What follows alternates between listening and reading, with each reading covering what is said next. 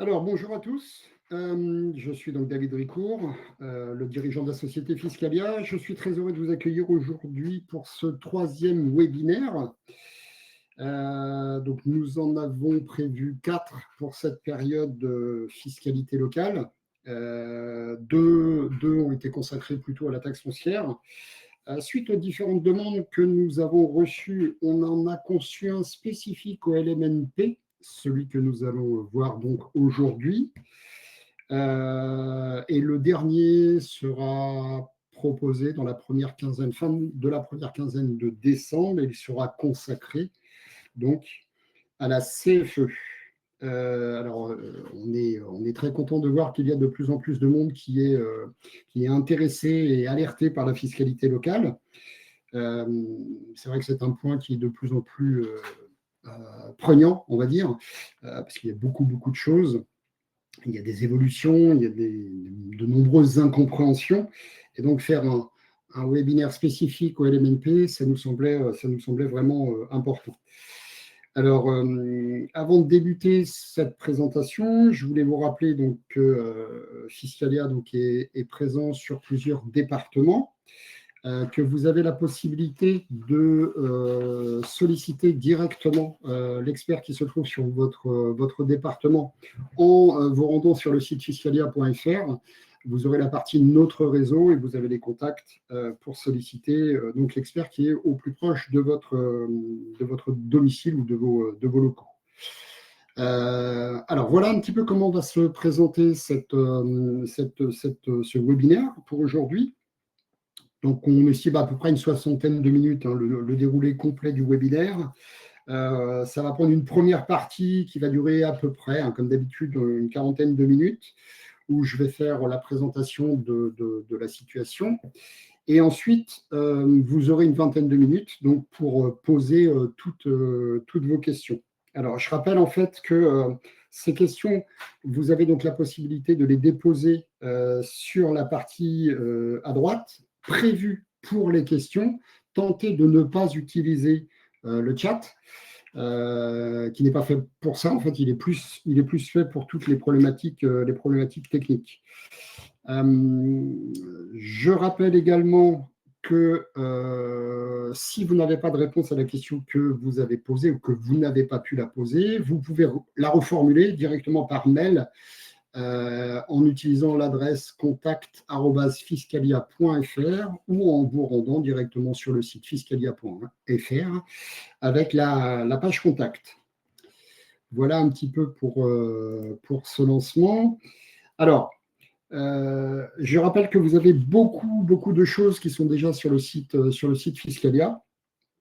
Vous pouvez prendre directement un rendez-vous pour ceux qui le souhaitent et qui sont intéressés par vendre les prestations de Fiscalia. Pour rappel, il y a un webinaire spécifique le 25 novembre où je présenterai nos propositions pour vous aider à vendre ces différentes offres.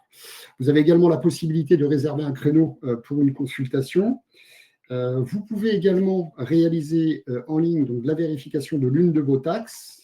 Et nous avons mis également en ligne un petit kit simplifié d'analyse de taxes foncières. L'idée est de vous présenter quels sont les documents qui vont être nécessaires pour réaliser un audit de taxes foncières. Voilà, donc l'événement a commencé depuis 4 minutes, il est 11h05. Les retardataires nous rejoindront un petit peu plus tard, c'est pas très grave, donc je vais commencer la présentation de ce webinaire. Donc, nous allons parler spécifiquement des loueurs en meublé non professionnel. Donc, j'aurai une petite introduction, on parlera de la taxe foncière, de la taxe d'habitation, de la cotisation foncière des entreprises. Et puis, quelques cas pratiques, en fait, sur la situation. Les loueurs en meublé non professionnels, représentent à peu près 1 million d'exploitants en France. Donc, c'est quand même une part importante. Et donc, ils sont touchés par une fiscalité un petit peu particulière. Donc, la définition des LMNP, beaucoup la connaissent déjà. Je vais revenir un petit peu sur le point. Donc, c'est un statut un petit peu particulier qui permet en fait de mettre un bien en location, donc en meublé, soit pour de la longue durée, soit pour de la courte durée. D'accord? Et la courte durée, c'est ce que l'on appelle les meublés de tourisme, de type Booking, Airbnb, Abritel. Voilà. Donc, ce dispositif est relativement bien encadré d'un point de vue fiscal. Et donc, il est important de bien cloisonner et de bien comprendre ce que l'on a le droit de faire ou pas. Donc, je vous ai ramené la définition du meublé. Il y a donc certaines obligations pour pouvoir utiliser donc, le nom de loueur en meublé non professionnel. Voilà, il y a quelques équipements qui sont indispensables, la literie, les plaques de cuisson, de quoi se préparer un repas. Voilà, c'est tous les petits points qui sont indispensables. Alors, en introduction, le principe du loueur en meublé non professionnel, c'est on a un bien et on va le mettre quelques temps dans l'année en location pour d'autres personnes. Certains vont le faire de façon systématique toute l'année, c'est-à-dire qu'ils ne vont jamais utiliser ce bien pour eux-mêmes. Et d'autres, en fait, ils l'utiliseront un petit peu. Et dans ce cas-là, en fait, la fiscalité locale n'est pas vraiment la même. Donc, il est important de préciser cette situation. Alors, le local qui est utilisé en meublé donc, est affecté de 3 taxes possibles. La première, dans tous les cas, c'est la taxe foncière. Vous êtes propriétaire d'un bien, donc vous êtes redevable d'une taxe foncière. Ça, c'est le point numéro 1. La deuxième, c'est la taxe d'habitation. La taxe d'habitation, donc, elle ne sera due que par les propriétaires qui utilisent leurs biens de façon secondaire. C'est ce qu'on appelle la taxe d'habitation sur la résidence secondaire. D'accord? Donc, si vous utilisez votre bien une partie de l'année, vous êtes redevable de cette taxe d'habitation. La troisième taxe est la cotisation foncière des entreprises. Donc, cette cotisation foncière, elle est mise en place à partir du moment où vous réalisez un chiffre d'affaires, un bénéfice, sur la location que vous mettez en place. Donc, ce principe est important. C'est pour ça que dans certains cas, des propriétaires LMNP vont ou risquent d'être redevables des 3 taxes en même temps. Le principe de la construction de la valeur locative qui sera utilisée donc pour la taxe foncière, pour la taxe d'habitation et pour certaines cotisations foncières des entreprises, la définition se fait comme s'il s'agissait donc d'un local d'habitation. C'est donc une méthode qui est calculée sur l'existence d'un revenu défini dans les années 1970. Pour ceux qui étaient présents lors du webinaire de septembre, on a précisé et accentué tout le dispositif de calcul de la valeur locative. Donc, je ne vais pas revenir dessus, parce que c'est une présentation qui prend quand même un petit peu de temps. Mais voilà, en fait, il faut comprendre que théoriquement, j'ai un bien, c'est un logement, je mets ce logement en meublé non professionnel. Donc, théoriquement, la valeur locative sera calculée sur l'existence d'un bien qui est une habitation. D'accord? Ça, c'est le point de départ. Alors, une fois que l'on sait ça, tentons de décomposer la situation entre la taxe foncière, la taxe d'habitation et la cotisation foncière des entreprises. Pour rappel, on commence par définir la valeur locative pour établir la taxe foncière. Et une fois qu'on a défini cette valeur locative, elle est reprise pour calculer la taxe d'habitation et, quelquefois, la cotisation foncière des entreprises. Donc, le principe du calcul de la valeur locative d'un logement LMNP c'est donc cette ancienne méthode qui date des années 70. Donc, dans un premier temps, en fait, on regarde le bien, on va choisir quelle est la catégorie dans laquelle on va le ranger. Le choix de cette catégorie va définir le local de référence qui sera utilisé, ce qu'on appelle le prix au mètre carré. Mais cette catégorie définira également quelle est la pondération de la surface qui sera appliquée au bien. Donc, ce choix de catégorie est le point numéro 1. Une fois qu'on a la catégorie, donc on définit le tarif et la surface qui est taxable. Ensuite, il y a plusieurs associations de calcul un petit peu différents qui sont associées, qui sont donc le calcul des équivalents superficiels et la définition des coefficients qui vont permettre la définition de la valeur locative. Encore une fois, je ne rentre pas dans le détail de cette construction, ça a déjà été évoqué en septembre. On aura peut-être l'occasion l'année prochaine de refaire un webinaire spécifique à cette construction.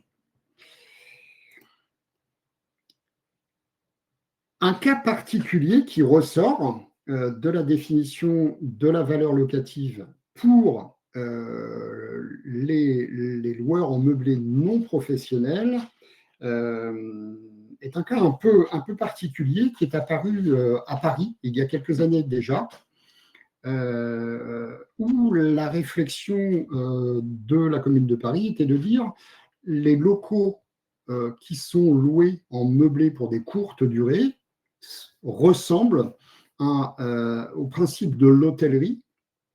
Et donc, dans ce cas, ils doivent être considérés comme un local commercial.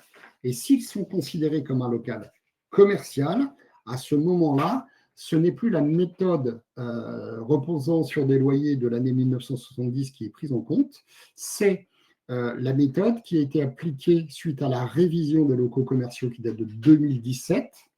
Et théoriquement, le logement est à classer dans la catégorie haute 5 pour des prestations para-hôtelières.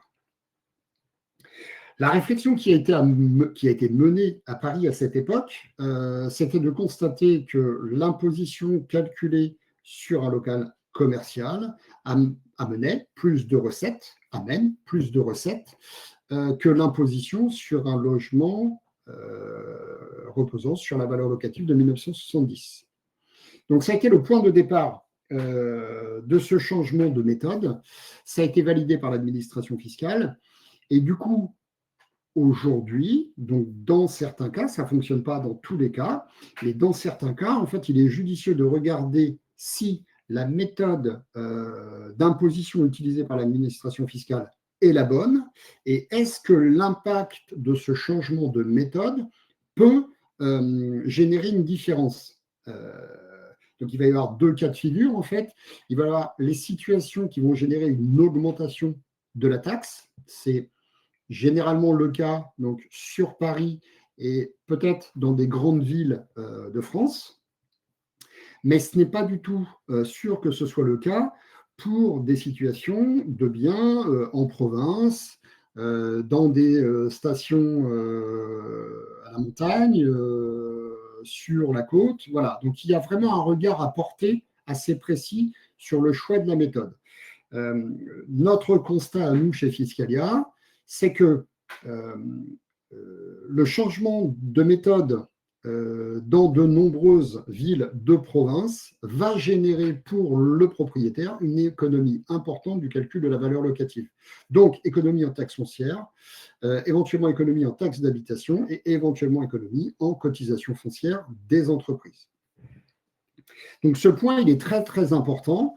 Il faut comprendre aussi que ce n'est pas l'ensemble des inspecteurs qui l'apprécient de cette manière. Mais à partir du moment où vous avez donc eu des retours avec des décisions d'administration fiscale qui sont allées dans ce sens-là, donc il est judicieux de se dire qu'une économie est peut-être réalisable. Donc la reconstruction de la valeur locative des LMNP, elle est une fois de plus très importante parce que ça permettra de savoir si le bien est correctement imposé. Le calcul de la base d'imposition, donc si on est sur un local commercial, donc il est différent, puisque là, on ne cherche plus une catégorie et un local de référence, mais on cherche un ensemble qui est défini par un nom de catégorie. Ici, donc, ce qu'a précisé Paris, c'est la catégorie haute 5. Donc, cette catégorie va définir le prix au mètre carré qui sera appliqué. Et donc ensuite, on va chercher quelle est la situation géographique précise du bien. C'est à la parcelle cadastrale, c'est très important. Donc on va rechercher la parcelle cadastrale et à partir de là, on va pouvoir définir la surface taxable. Et une fois qu'on a l'ensemble de ces données, on peut reconstituer la valeur locative du bien, la comparer à l'avis d'imposition et savoir s'il existe, oui ou non, une économie à réaliser sur les impositions qui sont concernées.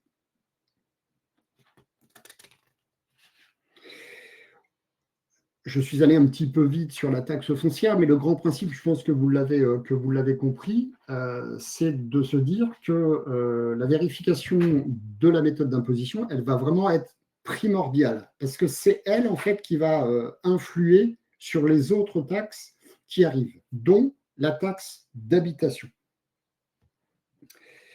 Donc, la taxe d'habitation est un sujet extrêmement délicat. D'accord ? Depuis 2023, il n'y a plus de taxe d'habitation sur la résidence principale, mais il existe deux taxes d'habitation. La première sur la résidence secondaire et la deuxième sur les logements vacants.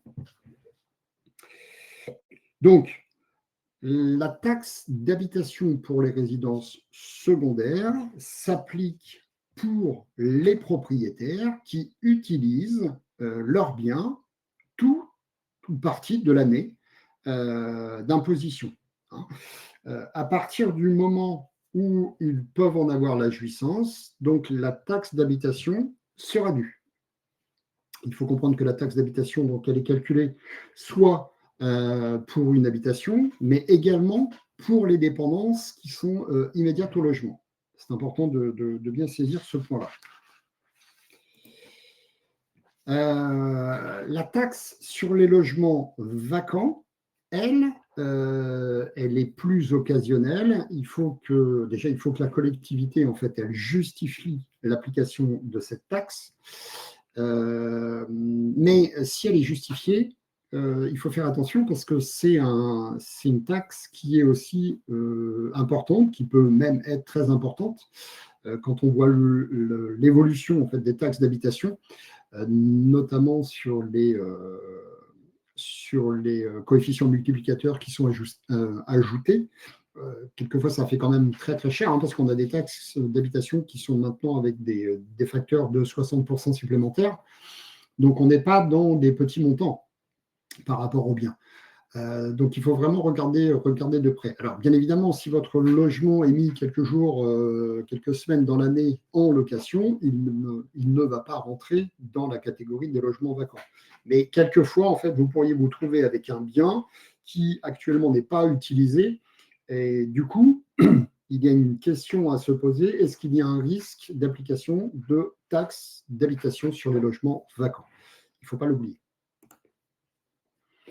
Alors, le point le plus important pour la taxe d'habitation, c'est savoir comment réagit l'administration fiscale pour son application.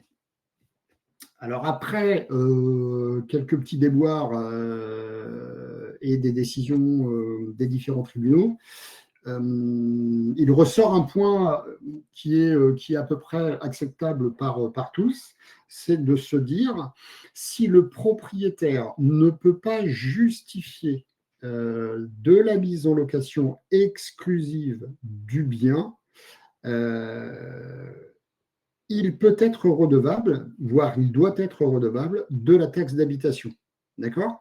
Donc là, en fait, pour vous, la question va se poser de la solution pour pouvoir prouver que le bien est mis en location toute l'année. D'accord ? Donc, c'est le contrat qui aura été pris avec un organisme où il sera fait mention de la mise en location exclusive qui permettra de ne pas avoir à payer la taxe d'habitation. Donc, regardez bien ces contrats, comment ils sont faits. Si vous décidez de garder la jouissance quelques jours, peu importe le nombre de jours, à partir du moment où il n'y a pas d'exclusivité, vous avez un fort risque d'être redevable de la taxe d'habitation.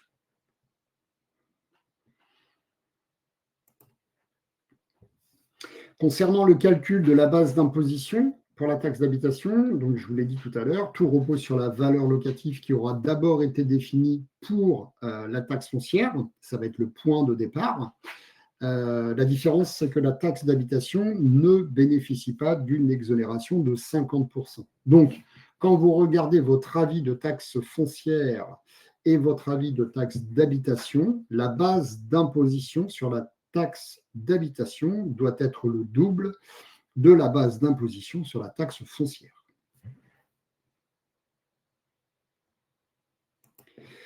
Je vous propose de rentrer dans ce troisième sujet délicat, qui est la cotisation foncière des entreprises.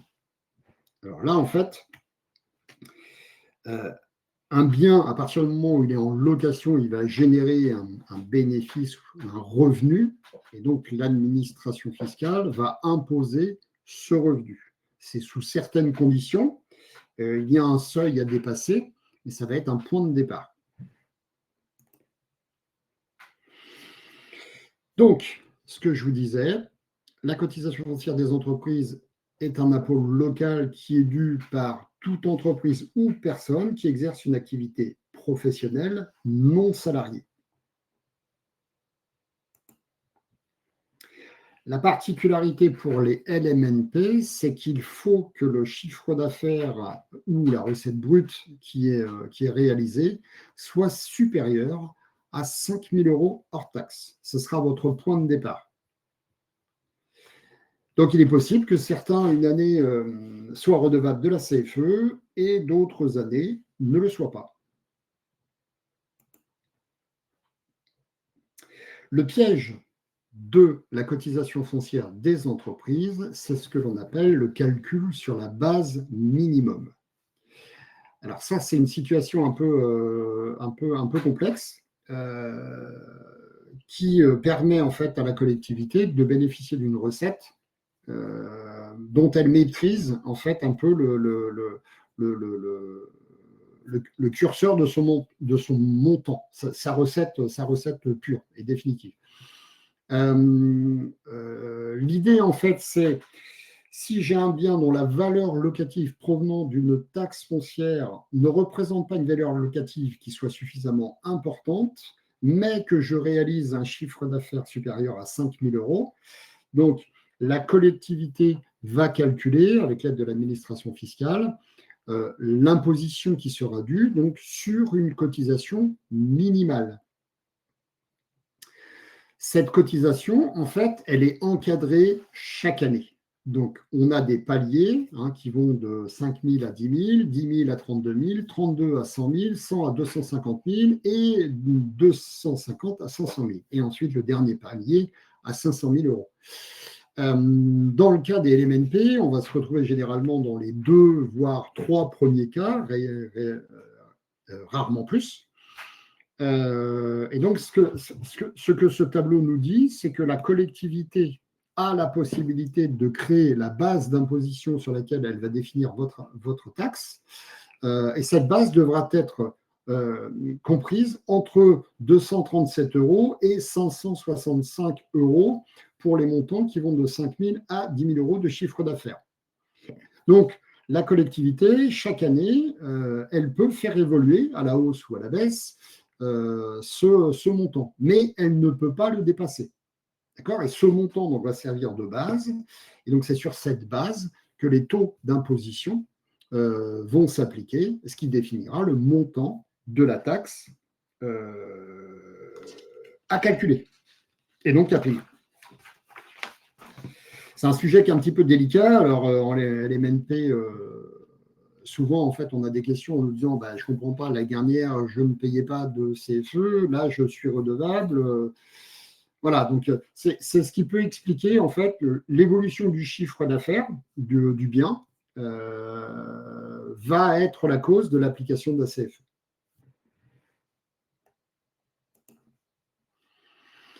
Alors, nous avons vu l'ensemble des dispositions qui permettent de comprendre pourquoi certains sont sujettis à la taxe d'habitation, d'autres à la CFE et d'autres aux deux. Ce que l'on va regarder, tenter de comprendre, en fait, c'est de mettre un petit peu des cas pratiques et de regarder quelle est la situation que nous, on constate chez Fiscalia. Alors, la réflexion primaire qu'il faut avoir, c'est que la taxe foncière, elle est due pour tous les locaux. Donc, quel que soit le cas de figure, il y aura une taxe foncière à payer. La taxe d'habitation, elle ne le sera que pour les locaux qui sont utilisés une partie de l'année par leurs propriétaires. Et que vous passiez un jour ou 300 jours dans cette résidence secondaire, le montant de la taxe sera le même. Ensuite, la cotisation foncière des entreprises, elle ne sera due qu'à partir du moment où le chiffre d'affaires que vous réalisez aura dépassé les 5 000 euros. C'est vraiment le point de départ, ce qu'il faut bien intégrer dans la compréhension des taxes qui sont appliquées. Alors, je vous ai mis deux petits cas de figure. Je crois qu'on en a une bonne cinquantaine au total chez Fiscalia qui représente un petit peu ce type de situation. Donc, c'est des économies qui ont été générées sur des audits réalisés. Et volontairement, je vous ai mis deux situations assez différentes au niveau des montants et au niveau de la cause. La première, on est dans le cas d'un appartement dans une ville de province. Ici, on a le redevable, le propriétaire, donc qui paye une taxe foncière, qui n'utilise jamais le bien. Dans ce cas précis, il n'a pas de contrat qui justifie qu'il a mis en location en exclusivité ce bien. Mais l'administration fiscale n'a pas souhaité l'imposer sur la taxe d'habitation. Alors, dans ce cas de figure, en fait, il risque de l'être à un moment ou à un autre, mais pour l'instant, ce n'est pas le cas. Il pourrait très bien être redressé. Il faut savoir qu'il est tout à fait possible que l'administration se réveille et se dise à un moment, non, en fait, il n'y a pas de preuve qui met en location le bien toute l'année, donc il doit être redevable de la taxe d'habitation. C'est la préco, en fait, que l'on a fait à notre client sur cette situation. Donc ici, en fait, dans le cas de figure, le client a acheté un appartement qu'il a divisé en trois. C'est un grand appartement, mais qu'il a divisé en trois. Et ces trois appartements, il y en a un qui est mis en location en meublé non professionnel, et les deux autres sont utilisés par lui et une location longue durée, normale. Ici, en fait, le simple fait d'avoir découpé l'appartement d'origine en trois appartements, finalement, a permis de changer la catégorie d'imposition du bien. Cette catégorie était assez élevée, enfin, c'était une catégorie 4, et donc nous, on a pu la descendre en 5N. Et c'est l'économie qui en a été générée. Donc la taxe foncière d'origine qui était de 703 euros a été réduite à 282 euros. Et donc là, c'est le travail de vérification de la valeur locative définie comme un logement, donc à partir d'un loyer de l'année 1970. Ici, nous avons que changé la catégorie, ce qui a généré une économie importante. Parce que je rappelle que le changement de catégorie donc change le tarif, mais également le calcul de la pondération des surfaces. Donc ça, c'est un point important à intégrer. Et donc, par effet, la CFE étant calculée sur une valeur locative provenant de la taxe foncière, dans son cas à lui, nous avons également pu obtenir une économie. Alors, ce sont des petites économies, je suis d'accord avec vous. Par contre, ça met bien en avant l'idée que quel que soit le bien, quel que soit le montant de la taxe, il est tout à fait possible d'en obtenir des économies. D'accord? Donc, il ne faut pas s'arrêter en se disant, bon, la taxe foncière, elle n'est pas très importante, je ne vais pas m'embêter avec ça. Il est tout à fait possible d'en obtenir une économie. Donc ça, c'est la situation d'un appartement Airbnb, comme je disais, en petite ville de province. Deuxième cas de figure, alors là, beaucoup plus probant, on a un couple qui a hérité de la maison des parents et ayant eux-mêmes leur propre maison, donc ils n'ont pas souhaité vendre ce bien et ils ont décidé de le placer en gîte toute l'année. Donc ici, en fait, on a récupéré l'audit et on a regardé la situation du bien. Donc ce propriétaire-là, l'administration fiscale l'impose en taxe foncière pour un montant de 4 138 €. C'est une grande maison, hein, il y a plus de 200 mètres carrés, il y a une piscine, c'est très joli, c'est correct, il n'y a pas de souci. Mais également, en fait, une CFE, parce que comme la maison, elle est beaucoup louée à l'année, une CFE de 5 000 €, ce qui est beaucoup, et en plus, une taxe d'habitation à 3 545 €. Or, le bien n'est jamais utilisé par le propriétaire qui l'a mis en location. Donc ici, en fait, on a repris l'étude complète et la première question qui s'est posée, c'est puisque le propriétaire n'utilise pas le bien, est-ce qu'on a la possibilité de changer la méthode? Et si on change la méthode, est-ce que l'impact génère une économie pour le redevable?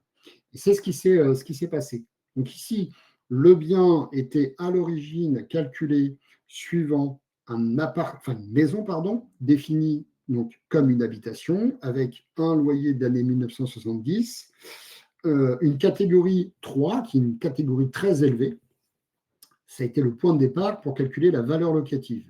Nous avons repris la totalité de la surface et nous avons refait la définition en le plaçant en local commercial pour le mettre dans la catégorie donc haute 5, comme on a défini plus tôt.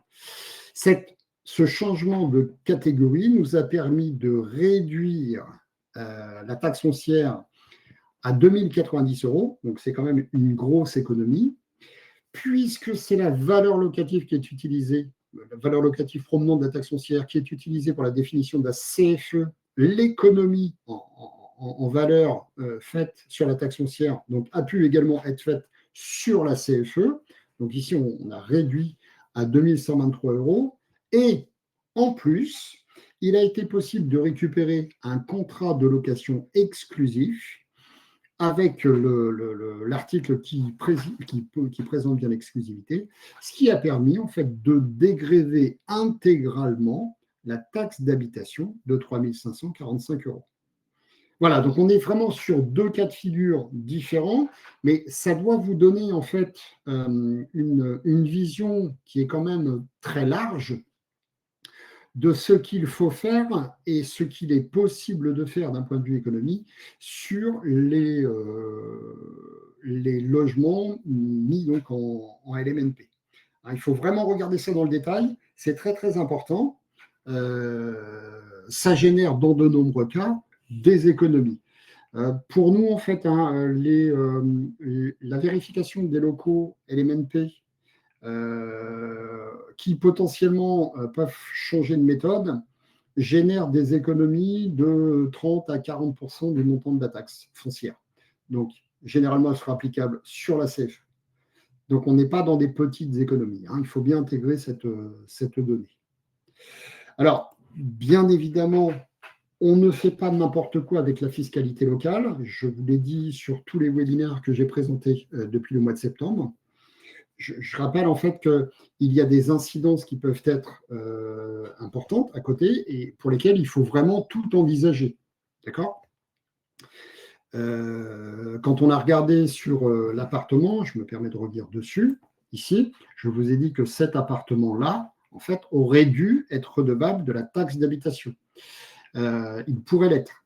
Donc ici, en fait, la question a été posée au client s'il souhaitait demander l'économie bien qu'il y ait un risque en TH.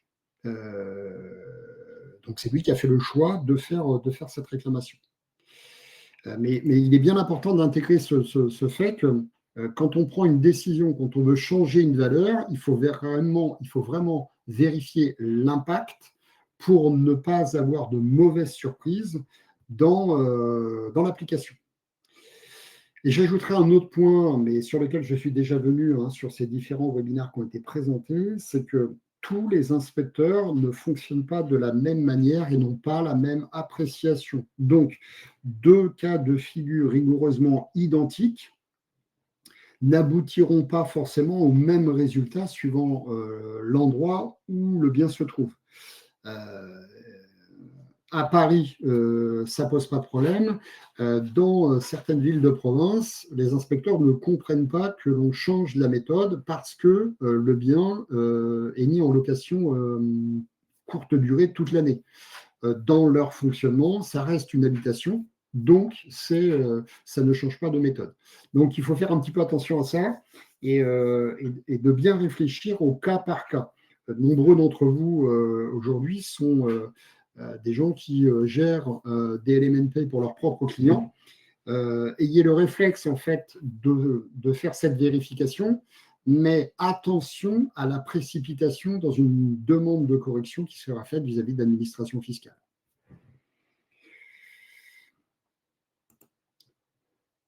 Donc, pour conclure un petit peu cette présentation que je viens de vous faire,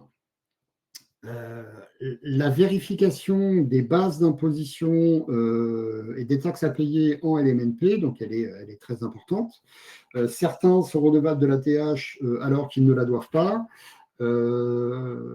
D'autres sont imposés sur une taxe foncière établie sur une valeur locative définie pour des logements alors qu'ils doivent l'être pour un local commercial. Voilà, donc la situation, il faut vraiment la prendre en compte et vérifier vraiment point par point. Comme d'habitude, je vous conseille d'être fortement suivi par quelqu'un qui va vous permettre de bien recalculer les bases d'imposition et surtout les vérifier et vérifier quel sera l'impact d'une telle décision. Donc chez nous, chez Fiscalia, on vous propose ce type d'expertise.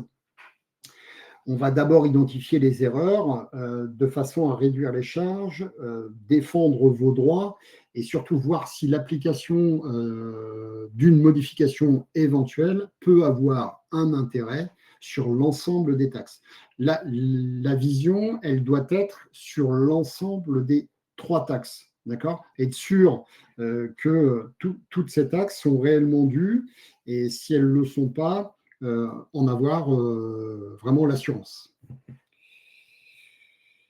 Donc voilà un petit peu pour ce webinaire. Je vous rappelle que vous avez la possibilité de réaliser un audit gratuit de la valeur locative. Donc ça peut être aussi bien une taxe foncière qu'une cotisation foncière des entreprises qu'une taxe d'habitation.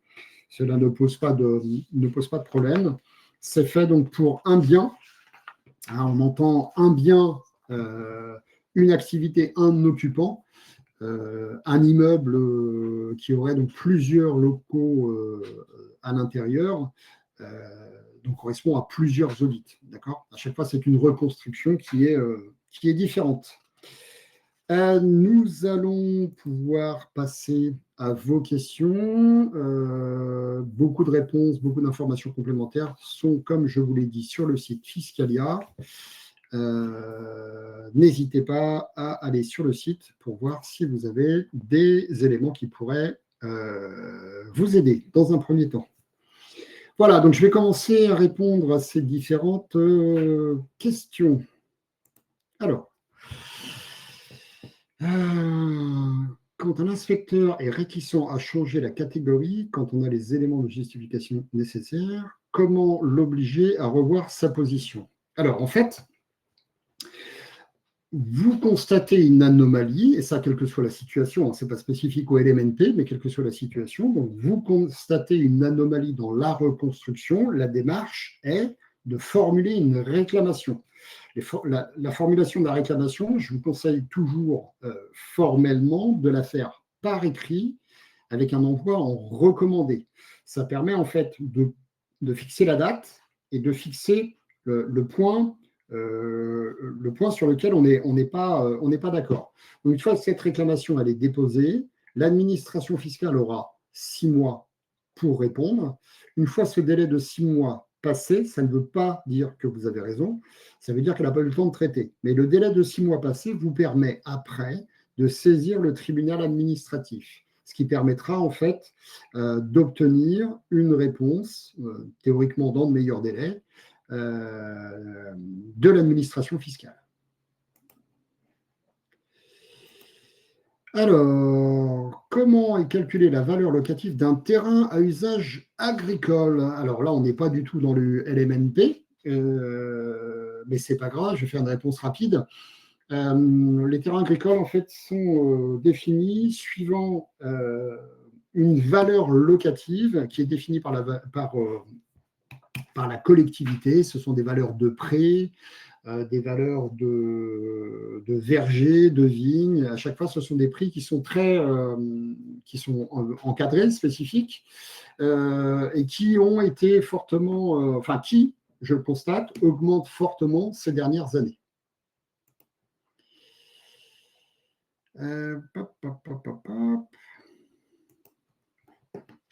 Alors, autre question, est-ce que quand on loue une partie de son bien en colocation pour résidence principale et que l'autre partie est occupée par un membre de la famille à titre gracieux,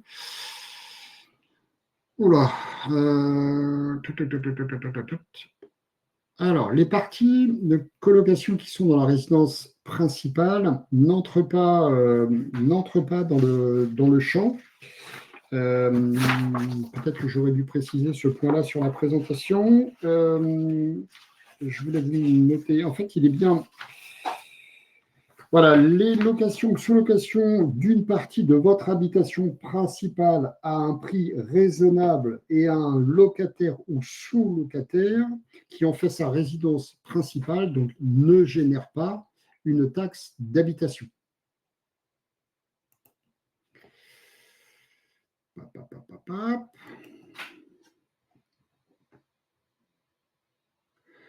Comment modifier la catégorie? C'est un sujet bien évidemment délicat. Donc, je suppose que vous parlez de la catégorie d'une imposition calculée comme un local d'habitation. Donc, c'est la valeur locative qui repose sur un loyer de l'année 1970. En fait, il faut faire une reconstruction complète du bien. Pour changer la catégorie, en fait, il va falloir le justifier. Donc, il faut quels sont les éléments qui sont apportés qui permettent de constater que aujourd'hui, la catégorie utilisée ne répond plus au bien qui a été imposé. Alors, c'est un peu compliqué parce que on va commencer par vérifier la construction du bien et ensuite, une fois qu'on a la construction complète du bien, donc on regarde quelle est la catégorie qui est définie par l'administration fiscale. Et une fois que l'on a cette catégorie, on va vérifier si elle est bien cohérente avec le bien imposé. C'est une démarche un peu lourde parce que ça dépend du type d'immeuble, du type de construction, de la taille des pièces, de l'ensemble des dispositions qu'il va y avoir dans l'immeuble. Voilà, c'est tout un tas de points comme ça qu'il va falloir vérifier. Et donc, quand on les vérifie les uns après les autres, on va pouvoir constater que cette définition de valeur, elle n'entre pas dans la bonne catégorie. Et à ce moment-là, en fait, on fait toujours pareil une réclamation que l'on va déposer auprès de l'administration fiscale en justifiant les éléments pour changer de catégorie.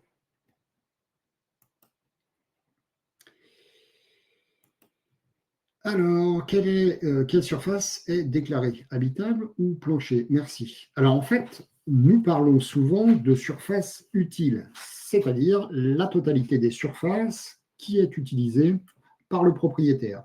Donc, surtout, on n'est pas du tout dans de la loi Carrez, hein, c'est très important, toute la surface qui va être utilisable, donc elle sera taxable. L'exemple le plus important est la surface qui se trouve dans les combles d'un immeuble. Vous avez les toits pentus, et du coup, chaque côté, chaque partie à droite et à gauche de la surface donc est sous pente, et on s'abaisse un peu, donc on n'a pas une hauteur de 1,80 m. Toutefois, l'administration fiscale va considérer que la totalité de la surface étant utilisable, parce que je peux y mettre un lit, je peux y mettre des rangements, donc à partir de là, c'est bien la totalité des surfaces de plancher, mais utilisable. À l'époque, on faisait la différence entre la surface hors œuvre brute et la surface hors œuvre nette. On prenait la nette, parce que la brute, en fait, c'est la totalité de la surface de plancher dans laquelle on n'a pas déduit les cages d'escalier, le passage des gaines, tous ces points-là. Donc, c'est bien la totalité de la surface utilisable dans le bien, surface ou maison.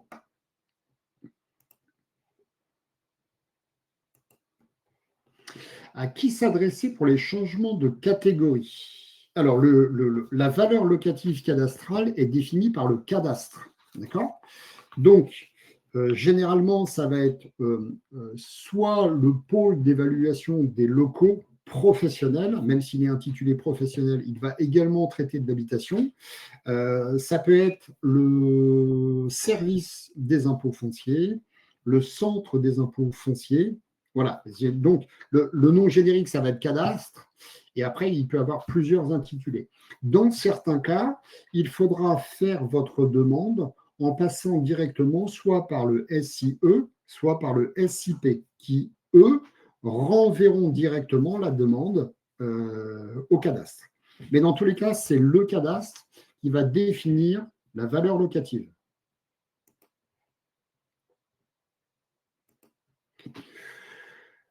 Alors, un loueur en résidence-service est-il bien redevable de la CFE? Pourquoi n'a-t-elle pas toujours... Alors, je ne suis pas sûr de bien comprendre la question, je suis désolé. À partir du moment où un chiffre d'affaires est réalisé, la CFE sera due. Pourquoi elle n'est pas appelée? Est-ce que le CA a bien été renseigné, identifié? Après, il peut y avoir des cas où l'administration a des pertes d'informations et que cela nécessite un peu de temps pour mettre à jour. Si vous le souhaitez, en fait, vous pouvez repréciser votre question directement sur l'adresse mail contact@fiscalia.fr.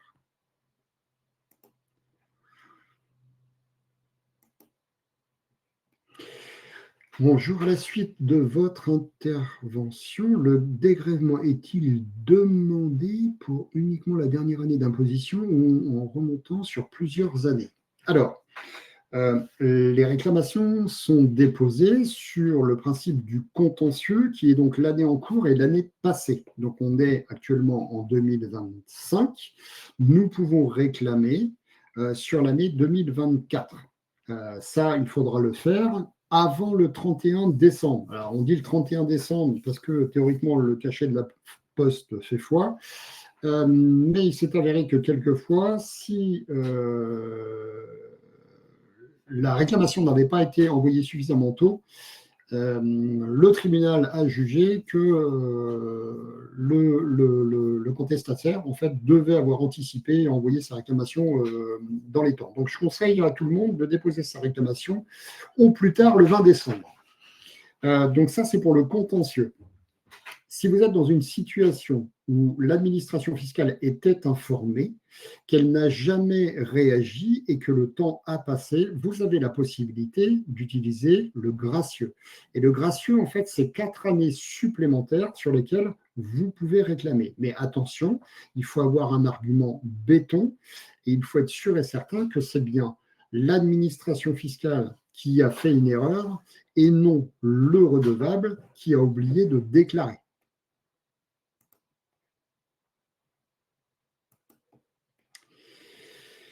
Dans le cas des LMNP sur une résidence principale, louée 90 ou 120 jours par an. Alors, excusez-moi, c'est quoi la question? Dans le cas sur une résidence LMNP sur une résidence principale, il n'y aura pas d'incidence sur la taxe foncière.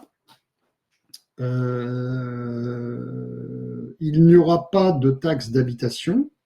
Et il y aura potentiellement de la CFE si le chiffre d'affaires est supérieur à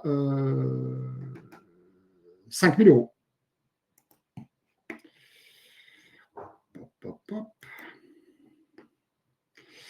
Si le bien loué en LMNP est à la même adresse, mais avec une entrée individuelle et sans accès possible au bien, est-il considéré comme une location d'une partie de la résidence principale? Alors, en fait, ici, la question est intéressante.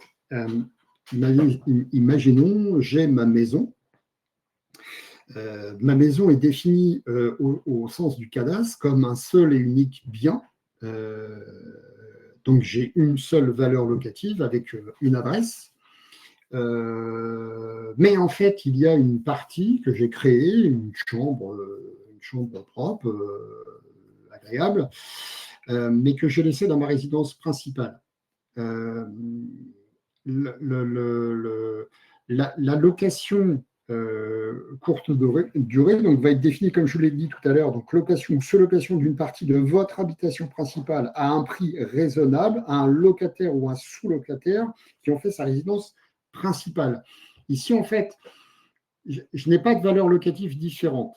Je loue une partie de mon bien, donc je serai redevable de la taxe foncière, ça ne changera pas. Et si le chiffre d'affaires est supérieur à 5 000 euros, je serai redevable de la CFE. Maintenant, en fait, si ce bien-là, en fait, je le mets à jour d'un point de vue cadastre, c'est-à-dire que de cette maison, je vais faire 2 appartements, un grand appartement que j'occupe, qui est donc ma résidence principale, et un petit appartement que je mets en location courte durée, il y aura bien ici 2 appartements différents. Le fait qu'il se soit à la même adresse, il est possible qu'on puisse exclure de la TH, mais il est fort possible en fait que des inspecteurs qui recherchaient en profondeur pourraient être tentés d'appliquer une imposition sur la taxe d'habitation. Après, toujours la même chose pour la CFE. Si le CA est supérieur à 5 000 euros, le bien sera redevable de la CFE.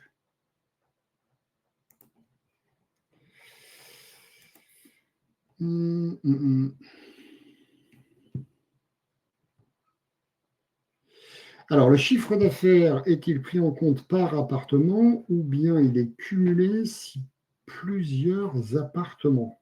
C'est une bonne question. Donc, j'imagine qu'on est face à une situation où nous aurions donc dans le même immeuble plusieurs appartements mis en location. Eh bien, écoutez, ce cas de figure nécessite peut-être une recherche. En fait, ça va dépendre si vous avez la possibilité comptablement de justifier que le chiffre d'affaires. Ben non, excusez-moi, je dis n'importe quoi, puisque le chiffre d'affaires total qui va être réalisé, c'est lui qui sera pris en compte par l'administration fiscale, puisqu'on a une seule entité juridique qui va facturer ces différentes nuits. Et donc, c'est elle qui va réaliser un chiffre d'affaires. Donc, il n'y aura pas de décomposition. Que vous ayez plusieurs appartements ou un seul, à partir du moment où le chiffre d'affaires dépasse les 5 000 euros, vous allez être redevable de la CFE.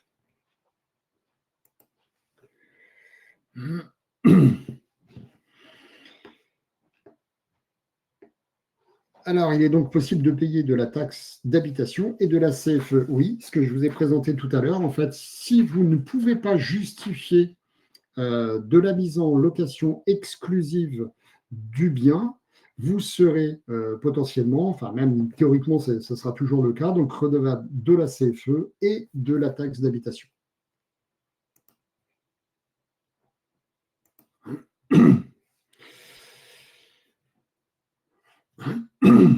Alors, est-ce qu'un local agencé dans un bungalow est soumis à la taxe foncière?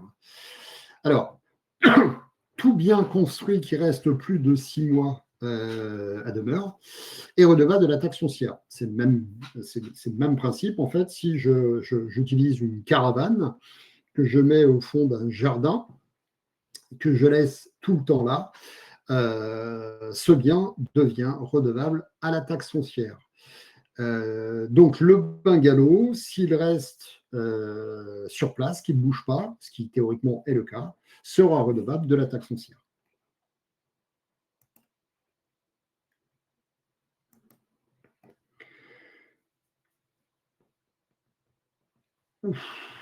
Alors, question intéressante. Comment s'applique la CFE en cas d'une division 50-50? Quel montant prenons-nous?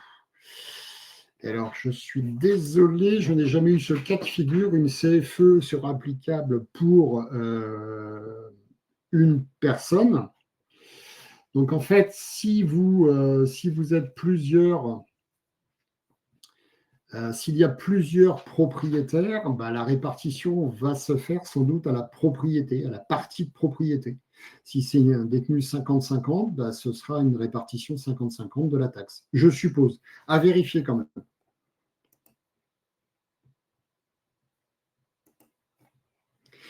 Allons-nous recevoir ce support? Il me semble que oui, il y a une vidéo qui est mise en place normalement, que vous pouvez voir après sur YouTube. Vous recevez après la présentation, vous faites un mail qui vous précise en fait un lien de téléchargement, hein, me semble-t-il. Il me semble que c'est comme ceci. Normalement, ça fonctionne plutôt bien. Il n'y a eu que le premier webinaire où Livestorm avait complètement foiré l'enregistrement, notamment en ce qui concerne le son. Donc, une grande partie n'est pas visible. Mais le support est intégré à la vidéo que vous pouvez voir donc sur YouTube, sur le lien que vous allez recevoir après la présentation.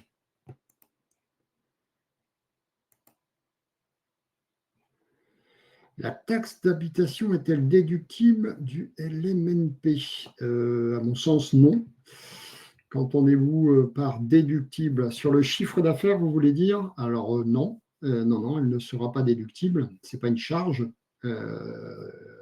Non, elle ne sera pas déductible du chiffre d'affaires qui est réalisé.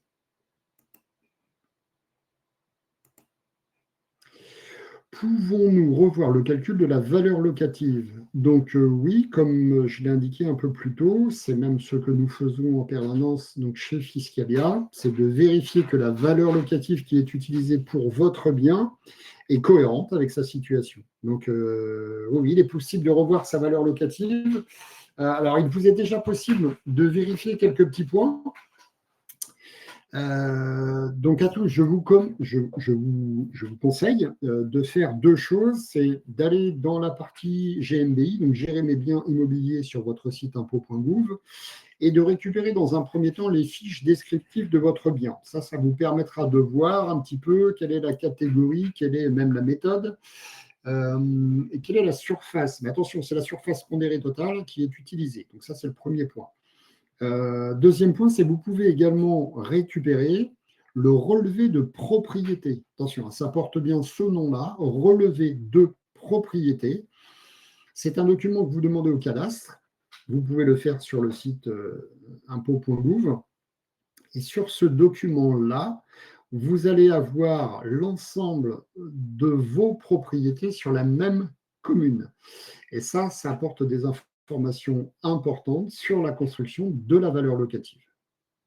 Après, une fois qu'on a ces éléments-là, donc on va pouvoir reconstruire la valeur locative. Alors nous, en fait, chez Fiscalia, généralement, on n'a plus besoin de ces documents-là parce qu'on a des bases qui sont suffisamment solides pour pouvoir reconstruire les valeurs locatives sans avoir à demander d'éléments à l'administration fiscale. Mais si vous souhaitez avoir cette vérification, il faudra passer par la récupération du relevé de propriété.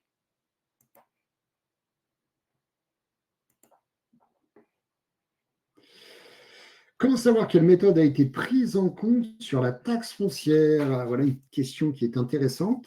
Alors, quand vous regardez votre taxe foncière, dans l'hypothèse où vous avez un seul bien, sur la deuxième page de l'avis de taxe foncière, donc vous avez deux tableaux. Le premier tableau présente tout ce qui est bâti et le deuxième tableau présente ce qui est non bâti.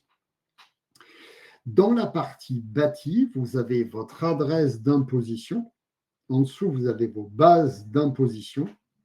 Et ensuite, vous avez théoriquement deux lignes, une ligne cotisation et une ligne cotisation lycée. Alors écoutez bien, c'est important. Si la base d'imposition est rigoureusement la même sur chaque collecteur, c'est-à-dire pour la commune, pour l'atome, pour la GEMAPI, pour la TSE et ainsi de suite, cela veut dire en fait que ce bien est de l'habitation. Et si vous avez deux lignes cotisation et cotisation lycée, s'il n'y a rien dans la partie cotisation lycée, ça confirme bien que le bien est de l'habitation. Maintenant, en fait, si vous avez une ligne présentant la base et que cette base est différente par collecteur, ça veut dire que dans votre bien, à cette adresse, il y a au moins une partie du bien qui est un local commercial. Et ça se voit également, puisqu'à ce moment-là, en fait, on a une ligne de cotisation et on a également une ligne de cotisation lycée. Alors, si vous êtes face à ce cas de figure, je vous conseille d'être prudent, de commencer par récupérer le relevé de propriété pour comprendre quelle est la raison pour laquelle il y a ou du local commercial ou de l'habitation. Et le relevé de propriété va identifier les différentes lignes d'imposition. Alors,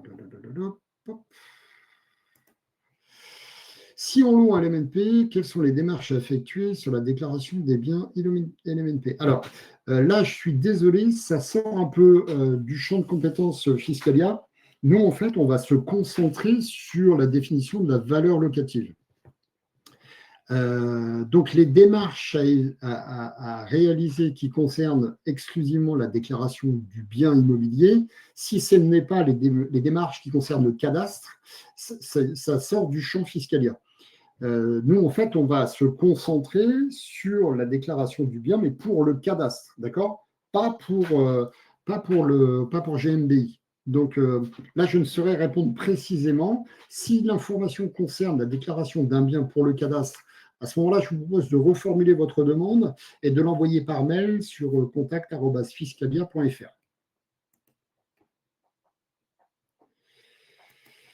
Alors, quid des amortissements comptables du bien? Peut-on continuer à le bien? Donc, excusez-moi, je fais la même réponse. Fiscalia, en fait, ne déborde pas des interventions ce qui concerne la valeur locative.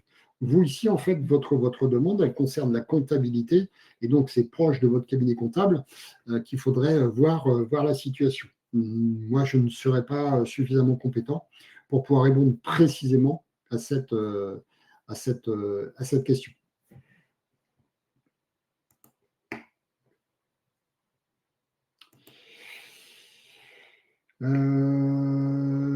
Je fais la même réponse que j'ai fait juste avant.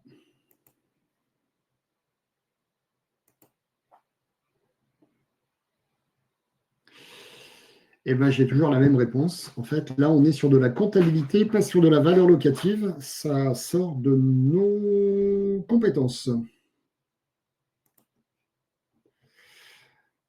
Avez-vous d'autres questions? Je n'en vois pas là pour l'instant. Donc, je rappelle, vous pouvez de toute façon poser ces questions soit par mail sur contact@fiscalia.fr ou en vous rendant directement sur le site Fiscalia et en utilisant la mise en relation, la prise de contact. Eh bien, si je n'ai pas d'autres questions, nous allons arrêter ici ce webinaire. J'espère que ça a été instructif pour vous. C'était agréable de vous présenter. Donc, on enverra la communication pour la CFE qui sera faite, donc sans doute fin de la deuxième semaine de décembre, pour ne pas tomber dans les vacances. Écoutez, j'étais très content de présenter ce webinaire. Je vous souhaite un très bon mardi après-midi et à bientôt. Merci à vous. Au revoir.